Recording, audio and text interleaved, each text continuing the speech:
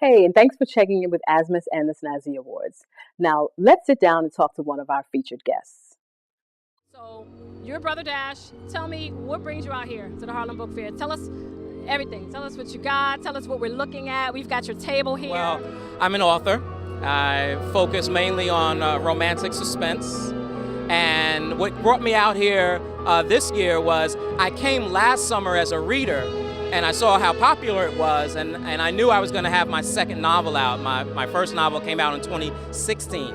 So I said, you know what? Next year I'm going to do this event, and so that's what brought me out. So now, in addition to my first novel, which is The Donor, When Conception Meets Deception, I since came out with my second novel, to Sweet Mojo, One Man's Descent Through Danger and Delight. So all of my novels have these little subtitles. And then even have a t-shirt to go with it. So that's my setup, my two novels and my t-shirt, and just here to talk to the people and, converse. Did you have a work in progress when you came as a reader? Very good question. So yes, I did have a work in progress. So I was working on Sweet Mojo when I came last summer. I was doing kind of the final edits to this novel, which is romance, suspense, and a little mystery. That's where kind of the mojo part comes in. And I had already had my debut novel out, The Donor, which hit the Amazon bestsellers list 3 times, and Sweet Mojo hit the bestsellers list the first week it came out, Valentine's Day this year. So I've been very fortunate to have people support, the work that I do and enjoy the read. They enjoy the suspense, they enjoy the intrigue and the unpredictability. Okay. Now, Brother Dash, where are you from? Because I especially with Sweet Mojo, I'm sensing something there with some type of local. Are you from the Bayou area? What's going on with this book here? Tell us a little bit about what we can expect in your first novel and where you're from. Sure. So with Sweet Mojo, so I'm from Brooklyn. So originally from Brooklyn, native New Yorker. I live in Jersey now. And Sweet Mojo takes us from New York City, Harlem actually, all the way down to South Carolina eventually. So that's where the southern part kind of comes in. And what's interesting about Sweet Mojo is the mojo part actually comes from African American culture. So a lot of people don't know where that word mojo comes from, and it comes from conjuring. It comes from, when our grandmothers and our aunties would give us collard greens or black eyed peas New Year's Eve because it's supposed to bring good luck, or it's supposed to have, money in the new year.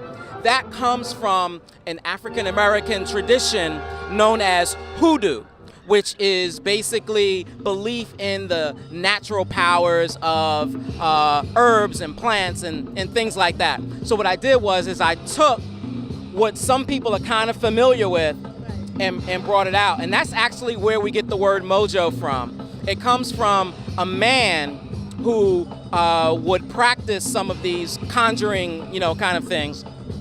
And he would carry with him a little bag on his waist, and he would call it a mojo bag. And if he would ever lose that bag, he'd start to freak out. And people would ask him, "What's wrong with you? Why are you going crazy?" He would say, "I lost my mojo." That's where we get the word mojo from. Okay, so you just taught us all something here about some culture. And this is why we just really, really love the Harlem Book Fair, because you just come out here and you can talk to all types of interesting people that have these interesting backgrounds and stories. And so give us some of your social handles. And before we get into that, real quick, before we started on camera, I was talking about some of your commentary that you do, and you wrote a piece on The Handmaid's Tale. Is it a Hulu? I think it's a Hulu original film. Original series, if you can, quite briefly, give us a little bit about what sparked you to do that. Piece that you wrote. Sure. So really brief. The Handmaid's Tale is actually a classic novel by Margaret Atwood. It's generally considered a feminist novel. The novel was turned into an original television series by Hulu, Hulu. So anyway, it's hugely popular, and it's a dystopian series. So basically, it takes place in the near future where our country has been taken over by religious fanatics. Women are now second-class citizens, and because of a plague, there's only a few women that can actually bear children. those women are called handmaids, and they are treated like property. The problem is this dystopian world is full of basically it's white women. So the handmaids are mostly white women. The women that have a little bit of a higher status are white women. Like all of this is about white women, and the thing is they are taking from the 18th and 19th centuries the effects of slavery on black women to where in this dystopian world women are not allowed to read. Well, guess who else was not allowed to read in the 18th and 19th century? If women are caught reading, they would get their hand chopped off. Wow, that's interesting. Who else got their hands chopped off for doing things? There's an underground railroad in this dystopian future. The problem is it's all white women, and there's no acknowledgement whatsoever that they are using black suffering and the black suffering of black women in particular to have you feel sympathy for what is largely a white woman's issue. I will tell you that when I read your piece, your review, it was really, really eye-opening. It was really eye-opening, and it was actually the first piece that I had read about The Handmaid's Tale, because when I watched it for the first time on Hulu, just kind of home watching, I had the same reaction. I said, well, this is a very familiar story, except there are none of us in it. So, again, appreciate your review.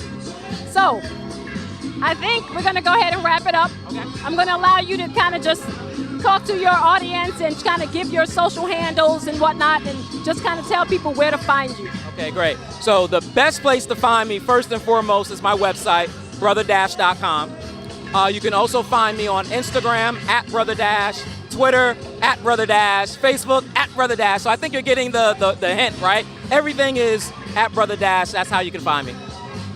Thank you. Thank you. Hey, and thanks for checking in with ASMAS and sticking around to watch our featured guests. If you like their content, make sure you share and like on Facebook, Instagram, and Twitter.